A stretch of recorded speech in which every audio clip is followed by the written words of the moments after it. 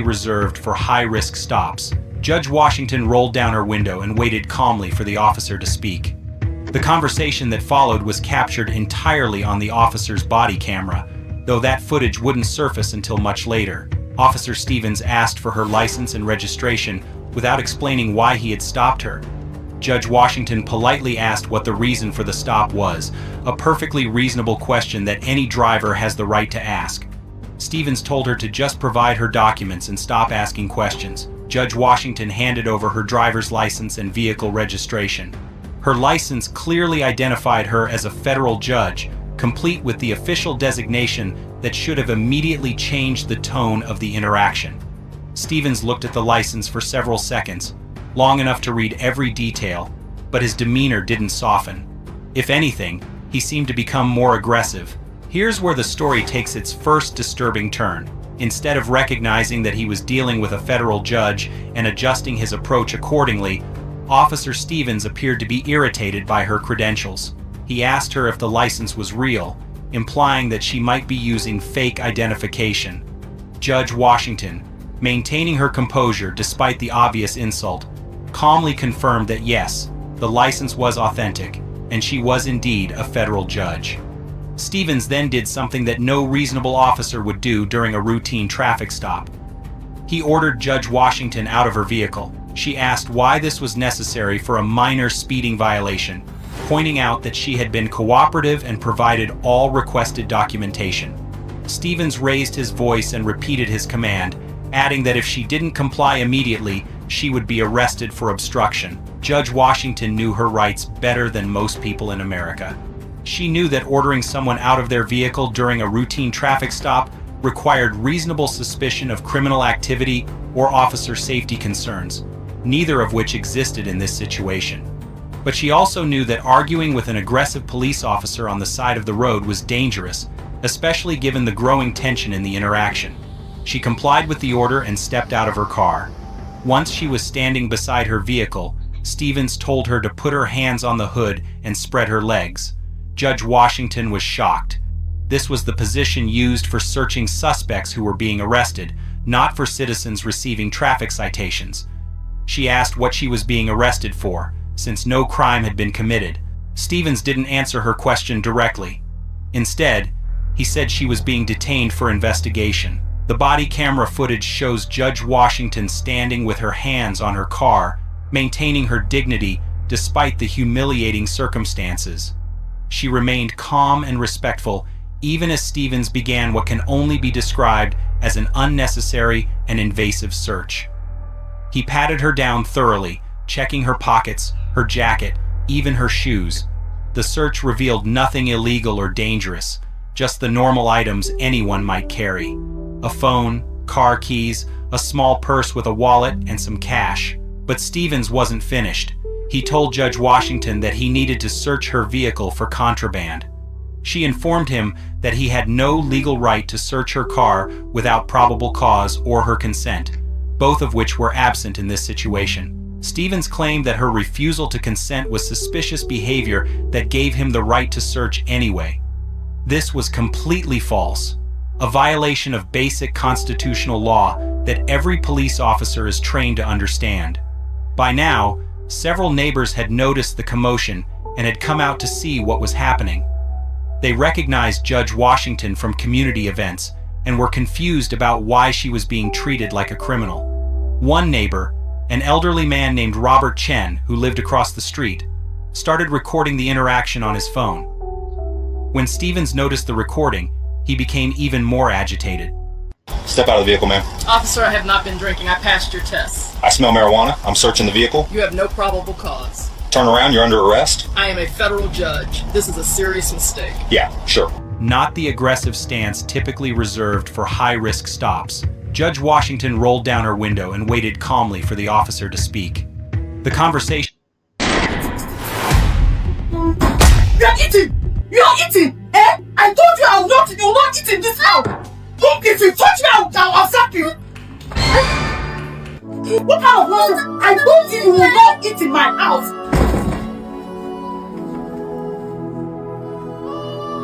Eh? You are well even giving you food! Are you stupid? Are you mad? You are eating! Let me tell you, I'm not going anywhere. I'm not going school. I'm dirty here so that you will not here. This girl I used to be like this. Are you mad? How dare you? You want me to take your life? If you touch me, I will slap you. Today, I was dating here. You will wash all this.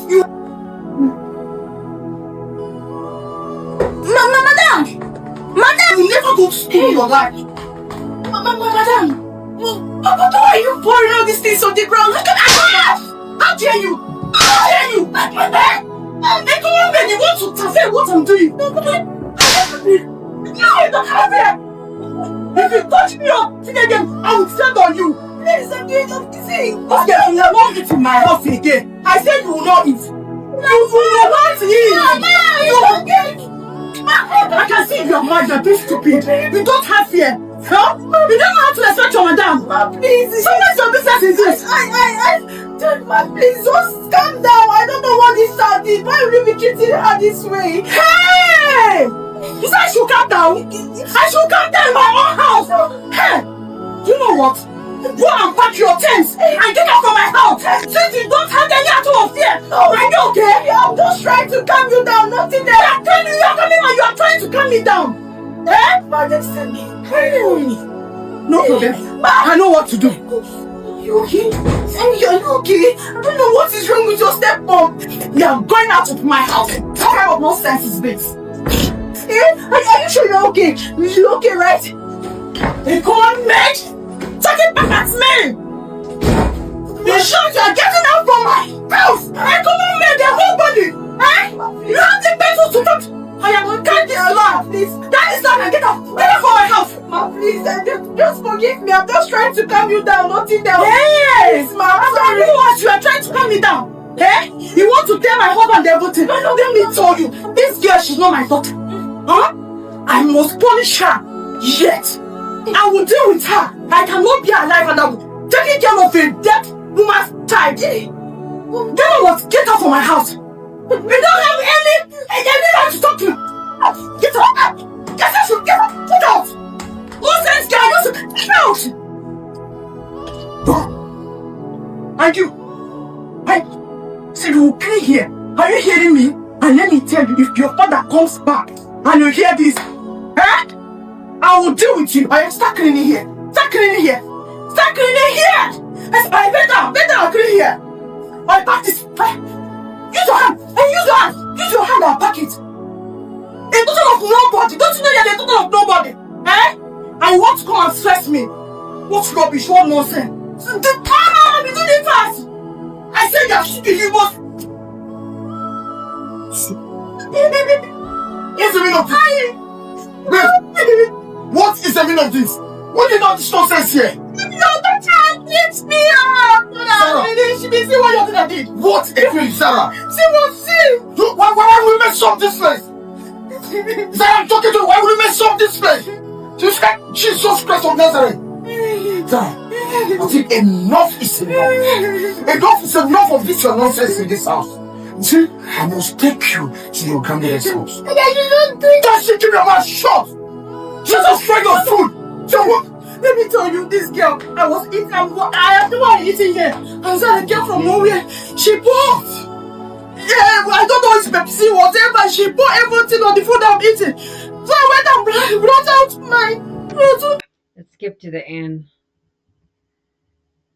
Then at the end, he finds out that she actually did it.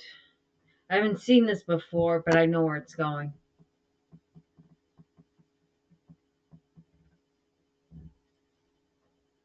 Yes, you are not with me. I cannot take care of a wicked dead mother child. You will get out from her and go for her. Yes.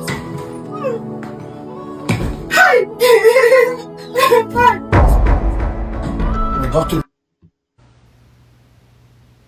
They're coming for our kids. A lot of you guys are going to be waking up to these news reports that I received late last night. And this is a trigger warning, guys. I'm sorry with what I'm about to lay out on the table, but I think it's super necessary because there are a lot of news outlets that are not reporting on the truth of Minnesota. Yesterday around 9:30 p.m., a 6-month-old baby was gasping for air in the back seat of their family car. Children were rushed to the hospital because of chemical agents burning their lungs before they could even understand what was happening to them. But if that wasn't enough, a teenager, 16 years old, running away, was shot on their back.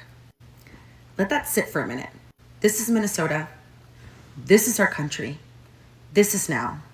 This is not a distant headline from another country. This is happening here in the United States of America. And it's not happening to undocumented immigrants. This is happening to our citizens, our children. I repeat, they are coming for our children. According to reporting and first-hand documentation that is coming from Minnesota, federal immigration enforcement actions and crackdowns have completely crossed a line that we are not able to go back from. This should terrify every parent, every educator, every person who believes that our children are off limits. The father of 6 stated that ICE threw tear gas towards the vehicle after he had asked if he was able to leave the area safely with his children. The agents were aware that there were children aged 6 months up to 11 years old inside of the vehicles. Let that sink in, guys. ICE knew there was 6 children inside of the car.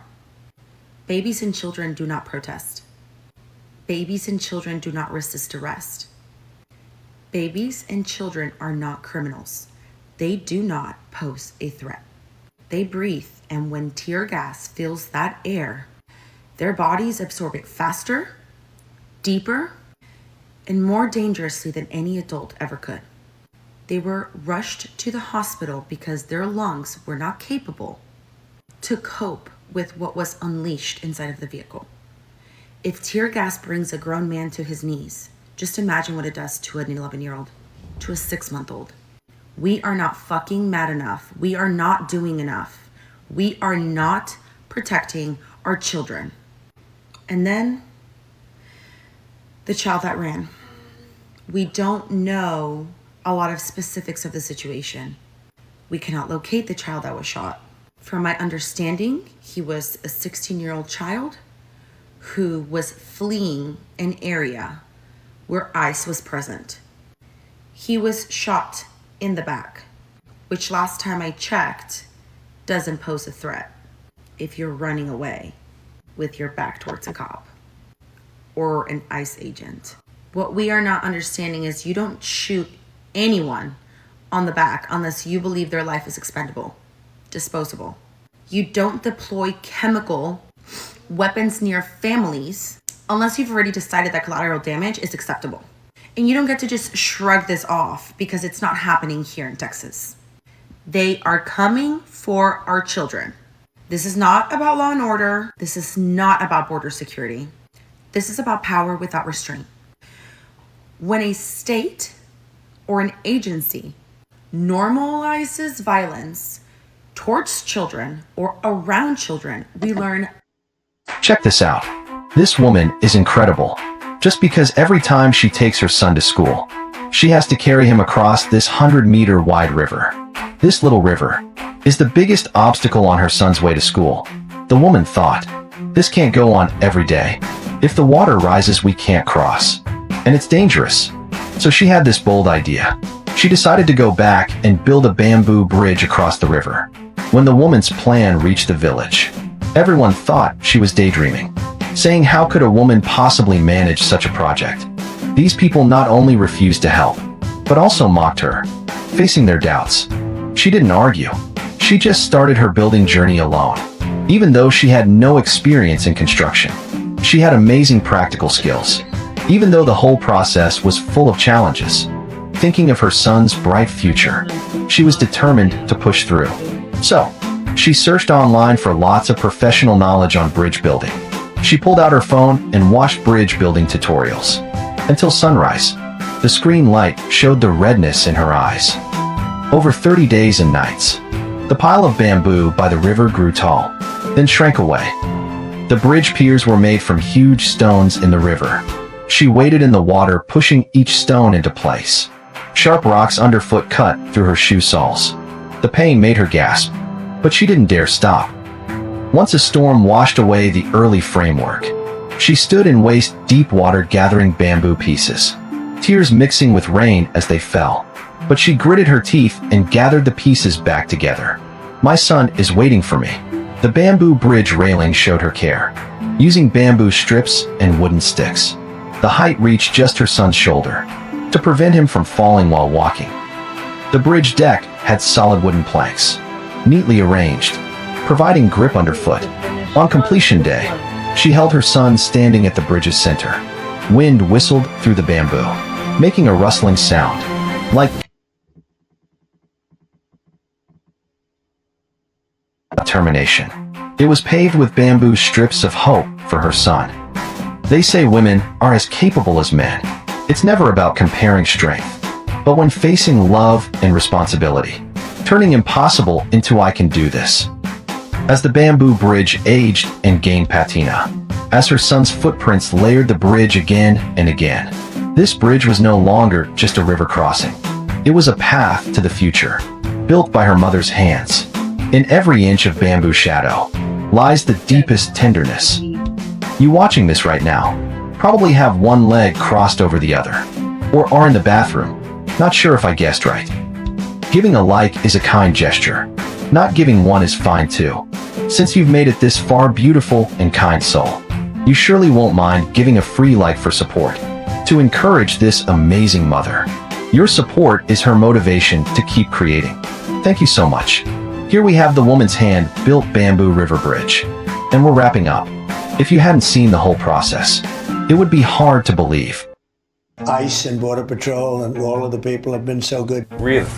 The point-blank execution of Renee Good was far from the first fatal ICE encounter. 3 key facts. Number 1. At least 36 people have lost their lives at the hands of immigration enforcement since Trump returned to office. The real number could be much higher given how secretive ICE is. The Trace, an outlet that tracks firearm violence, has documented 16 incidents in the last year in which immigration agents have opened fire on civilians. Since they started invading American cities, they have shot at least 3 people who were observing or filming immigration raids, and at least 5 who were driving away from them. Marimar Martinez, an American citizen, was luckier than Renee Good. She miraculously survived being shot 5 times by Border Patrol agent Charles Exum in Chicago, which, by the way, is nowhere near a U.S. border. There are a lot of similarities to Good's execution. Martinez was shot in her car. Body cam footage reveals the agent who shot her called her a and the Trump regime claimed he was acting in self-defense. But Exum's text messages told a different story. He bragged about the incident, boasting to his friends, quote, "I fired 5 rounds and she had 7 holes. Put that in your book, boys." The Trump regime tried to prosecute Martinez, but ultimately dropped the case. As of filming, Exum has not been charged. Most of the ICE fatalities occurred while people were in detention. And counter to the Trump narrative, nearly 75% of the people abducted by ICE have no criminal records. And speaking of criminals, because ICE agents insist on wearing masks, driving unmarked vehicles, and refusing to identify themselves, the FBI is now warning Americans to beware of imposters disguised as ICE agents to commit crimes. How are we supposed to tell the difference between real ICE agents and criminals dressed as ICE agents, if there in fact is a difference? Number 2. The race to turn ICE into America's largest law enforcement agency has resulted in people getting deployed who are unqualified. Critical alert. You may have several Temu phishing links. Sent. I want you to leave. Stay right there. Show me your ID now. On what legal basis are you demanding ID inside my house? Stop. Don't walk away. I'm retrieving documentation of who I am. Do you understand? You're a federal judge. This is my federal judge credential. Instead of immediately revealing her position as a federal judge, she decided to see how these officers would treat someone they perceived as having no power or status. She calmly told them this was her home and asked what specific suspicious activity had been reported. The officers couldn't provide specifics because there had been no actual report. Reeves stammered something about someone not belonging in the neighborhood. Thompson added that they needed to verify she had a right to be there. When Judge Williams asked if they had a warrant or any legal authority to demand entry into her home, both officers became visibly agitated. Officer Reeves told her that her attitude was suspicious and that cooperative citizens wouldn't ask so many questions. Thompson warned her that obstruction could lead to arrest. Judge Williams remained calm but firm, stating that she was simply exercising her constitutional rights in her own home. That's when Officer Reeves made his second catastrophic mistake. He pushed past Judge Williams and entered her house without permission, claiming he needed to check for other occupants. Thompson followed, both officers now illegally inside a federal judge's private residence. Judge Williams did not resist, but she clearly stated that they were entering without consent and without a warrant. She pulled out her phone and began recording. The moment that camera came out, Officer Reeves exploded. He demanded she stop recording immediately. When she refused, he grabbed for her phone. What these officers didn't know was that Judge Williams had installed a high-end security system just 6 months earlier. Every angle of her front porch, living room, and kitchen was being recorded in high definition with crystal clear audio. Every illegal entry, every violation of her rights, every word they spoke was being captured and automatically uploaded to cloud storage. The footage would later show Officer Reeves snatching the phone from Judge Williams' hands and throwing it across the room. It would show Thompson searching through her personal belongings without any legal justification.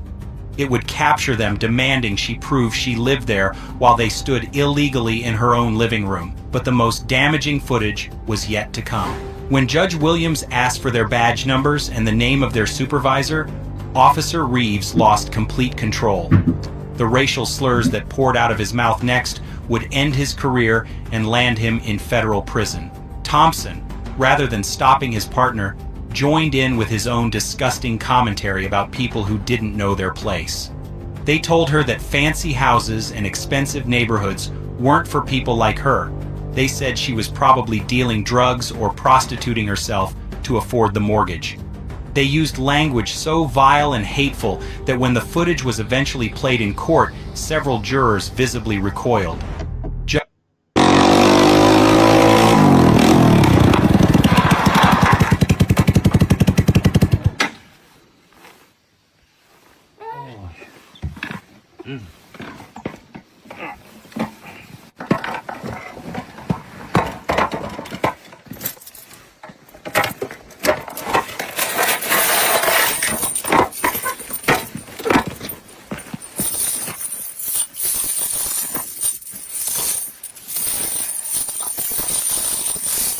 What's he gonna do with that? Oh, there's the chairs. Furniture.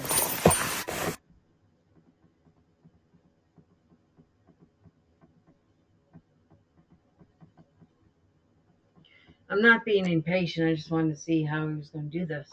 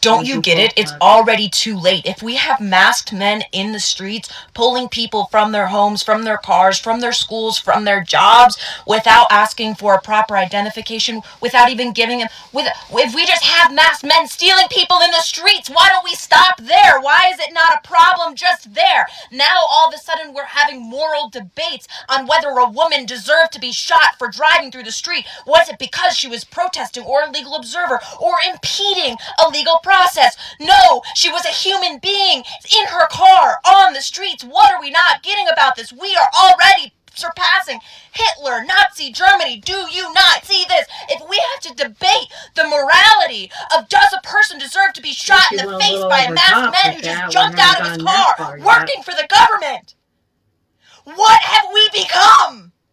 Why are we here scrolling instead of getting out to the streets? I'm so serious, and I'm going to keep scrolling because honestly, nobody would join me if I got in the streets, would they? Because that's the thing, when we go to the streets, we go to the streets with our little plastic signs and we say, stop shooting people, arrest ICE. Do you think that's going to help a woman who just got shot? This is serious. This is no longer political debate online material. This is no longer wave your flag in the air in the streets material. This is civil war, revolutionary bullshit, and I'm scared to say this on the internet because I know the government's watching me, and y'all better be fucking afraid of what you're doing to your people because we will bite back. This is our country, and we deserve to take it back from the very terrorists running it now. Don't.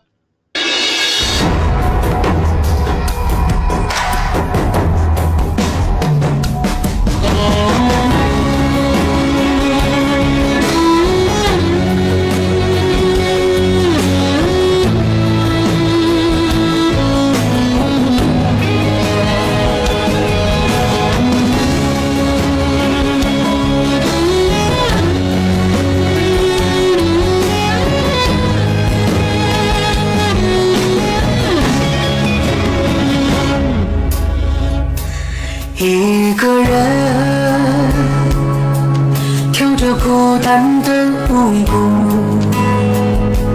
让寂寞就像流泪的红烛，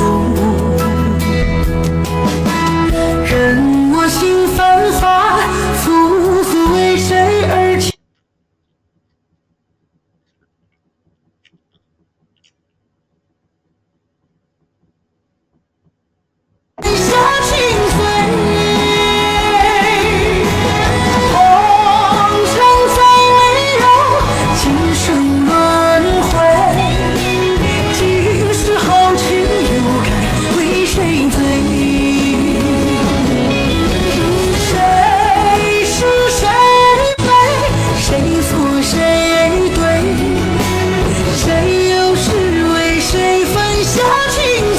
Gonna hold.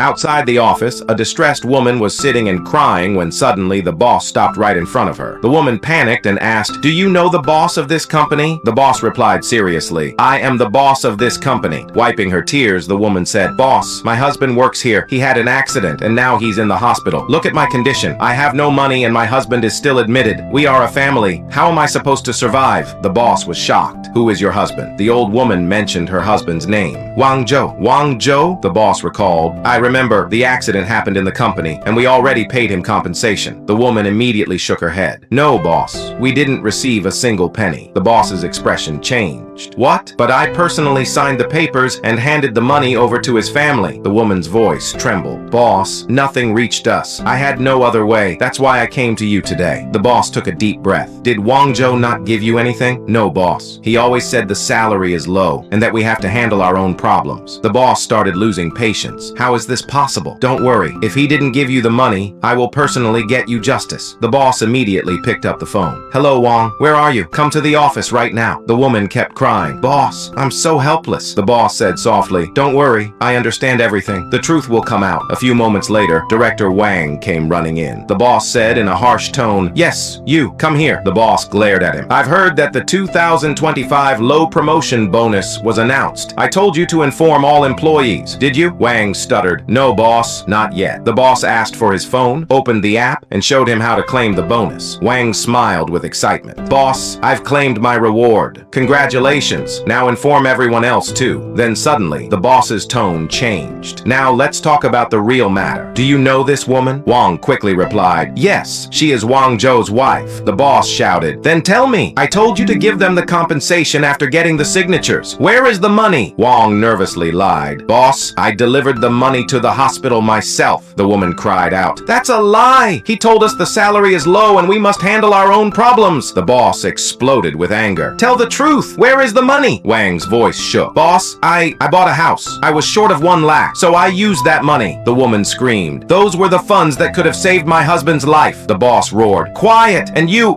bought a house with someone else's hard-earned money? Did you have no shame? Listen, manager, you have 2 choices. Either return all the compensation money right now or leave my company immediately. Wang yelled. Boss, I don't have the money, and if you fire me, all the employees will follow me. The boss laughed mockingly. Oh, really? You're threatening me now? Fine, pack your things and get out. Wang shouted in anger and fear. Boss, after your foolish decision, even the fans won't support you. The boss turned toward the camera and said, oh, let's see how many people support me today. If you stand with me, then like this video and leave your opinion in the comments to help kick out this arrogant, dishonest manager. Outside the office, a distressed woman was sitting and crying when suddenly the boss stopped right in front of her. The woman panicked and asked, do you know the boss of this company? The boss replied seriously, I am the boss of this company. Wiping her tears, the woman said, boss, my husband works here. He had an accident and now he's in the hospital. Look at my condition. I have no money and my husband is still admitted. We are a family. How am I supposed to survive? The boss was shocked. Who is your husband? The old woman mentioned her husband's name. Wang Zhou. Wang Zhou? The boss recalled.